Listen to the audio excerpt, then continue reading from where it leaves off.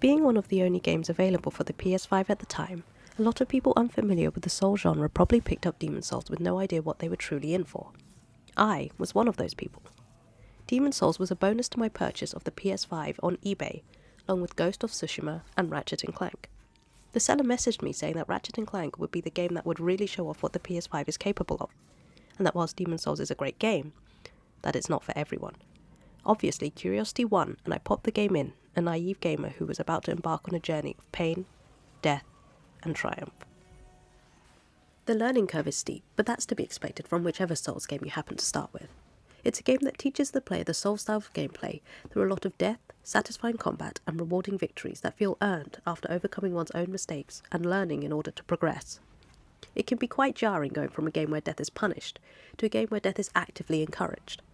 However, unlike most of the other entries, death is also penalised with health reduction. Whilst not unique to Demon's Souls, it can feel a bit like a kick in the teeth to see your health bar slowly go down each time you fail. For a beginner adjusting to this soul system, it can feel like 1 step forward, 2 steps back. There are several different starting classes that you can choose from, each of which comes with unique starting stat numbers and equipment that provides a head start on the kind of build and playstyle that you want to go with. Demon's Souls has 10 different options: Soldier, Knight, Hunter, Priest, Magician, Wanderer, Barbarian, Thief, Temple Knight, and Royalty. For a newcomer, it can be rather overwhelming to see how many different options the game throws at you with minimal explanation.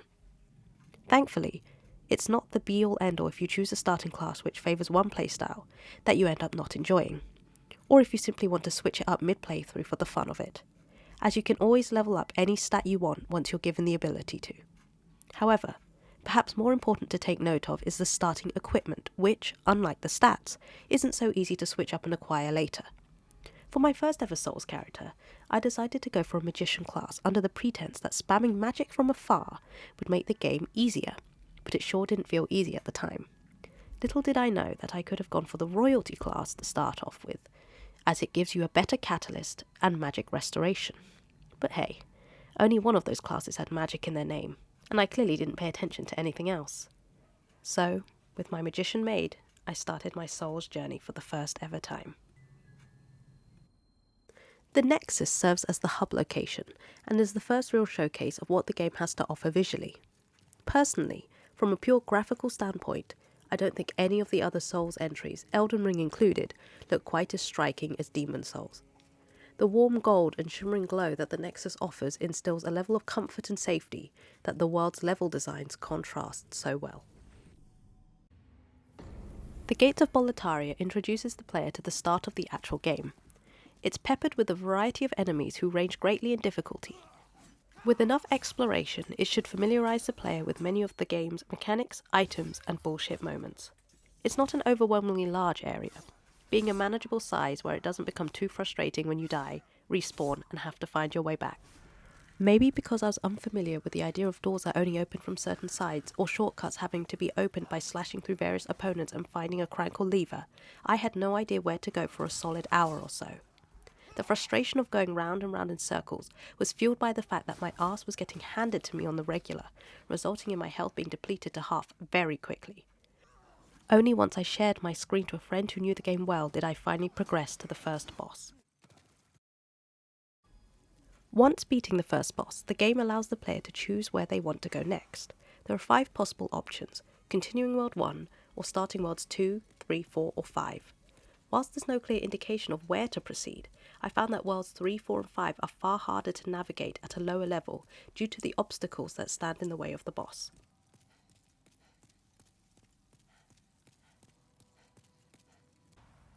A common practice in Souls games is the boss run. Once you die at a boss, it doesn't load you by the boss for an instant retry, but at the last bonfire you ignited. If you were smart along the way, you will have opened the shortcut, but even then, there will still be enemies you'll have to go and slay again and again. Whilst none of the boss runs are particularly fun, the worst of the lot comes with World 5, with a very large dishonourable mention to the depraved chasm.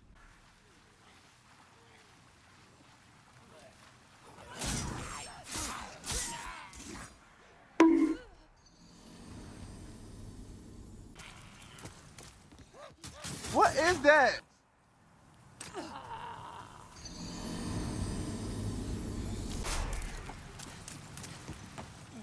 Bruh.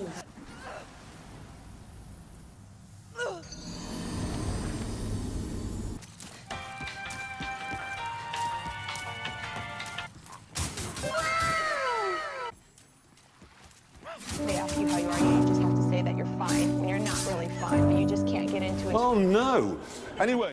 There's nothing quite like the rush of beating your first Souls boss, even if it is only the Phalanx demon. After ages of pain, of aimless wandering, of rolling for my life, I finally bested the first real obstacle on my second try. Yes, I died to the Phalanx demon first time around. Shame! Shame! Shame! Arguably, one of the easiest bosses in the whole franchise had beaten me, and whilst I felt the elation of victory, it had also created a whole new wave of nerves.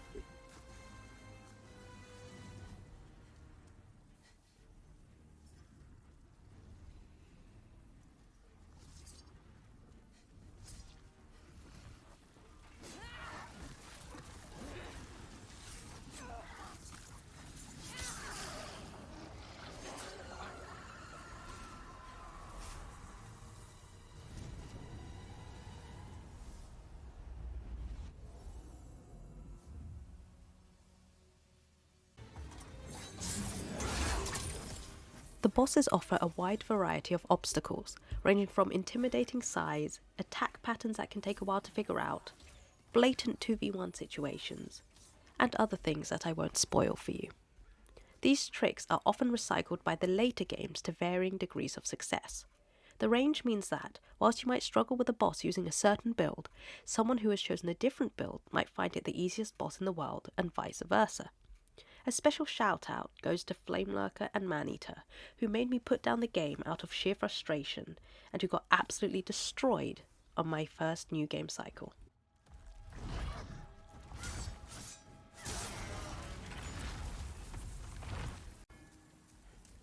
A big part of the experience is playing online, whether it be through reading people's troll messages, co-oping with a buddy to take down a difficult enemy, or getting absolutely destroyed by someone who decides to invade you. I wasn't embarrassed to say that I called upon a friend to carry me through a few of the bosses on my first run, and luckily, I was co-oping with someone who knew what they were doing. Some may view this as cheating, but for a first timer, the ability to summon might be the difference between continuing and giving up. Whilst co-oping, the summoner can use various tactics such as hiding, waiting, spectating, and missing every shot whilst the more experienced summon runs around dealing out the real damage. Other times, it just takes having one other person there to take the heat whilst you go and deal the damage.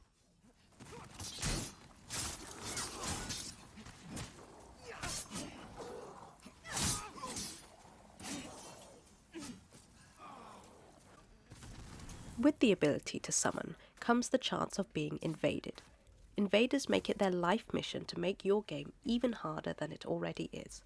There are a few options when it comes to invaders. Kill them, die to them, or simply hide and hope they go away. It can be fun at times, more so from the invasion perspective, but if it happens incessantly, it can cause people to want to turn off the online function in order to actually make progress. Invasions are also a bit of a pain when it comes to balancing out tendency.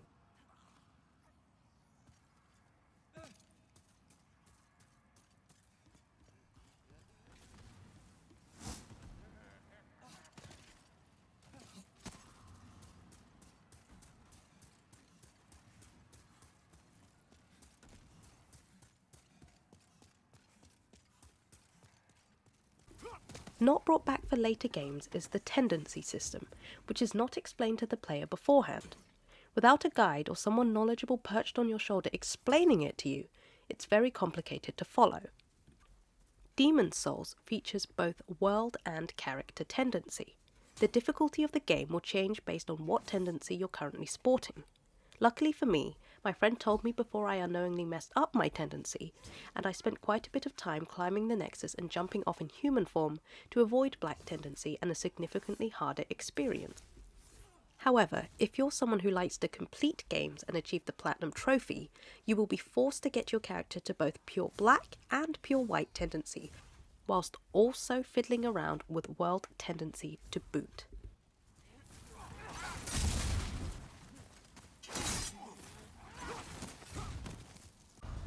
Part of the charm of Demon's Souls are the new game cycles. New game is completely optional, but it's perfect for those who are hungry for more after completing the game. If you decide to start a new game cycle, you'll notice certain changes with the game, such as the fact that enemies will deal more damage, but you will also be rewarded with more souls for a kill. However, you will get to keep your character's stats and most items other than key items. This will balance out the increase in difficulty by allowing the player to continue on with their leveled up items and character. The first run does a really good job at familiarizing the player with the gameplay and combat, usually resulting in the subsequent runs being a rather cathartic experience for those who struggled first time round. It's a gameplay loop that, if you end up enjoying, will prove to be absolutely addicting.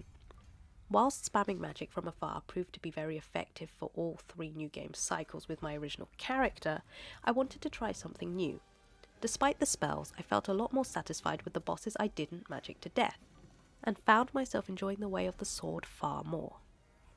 Therefore, I made a whole new strength build character and beat the game from scratch using a completely different playstyle. It's highly encouraged to try out different approaches and playstyles, and the game provides a seemingly endless list of possibilities, making it a game with countless hours of replayability.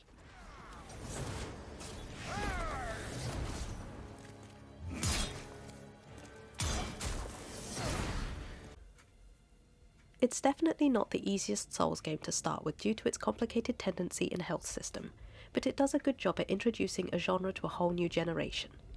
That being said, the availability of Demon's Souls Remake is limited as it's a PS5 exclusive. It's been said by Sony that it won't be coming to PC, or at least not anytime soon. So, how can you start your Souls journey with this game if you don't have a PS5? My answer would be to play the original that's available on PS3 or through emulation. The emulation of the PS3 version will provide you with the full experience, online and all, meaning that you won't be losing out on anything. If you don't want to do that, well, I guess it's time to get your hands on a PS5.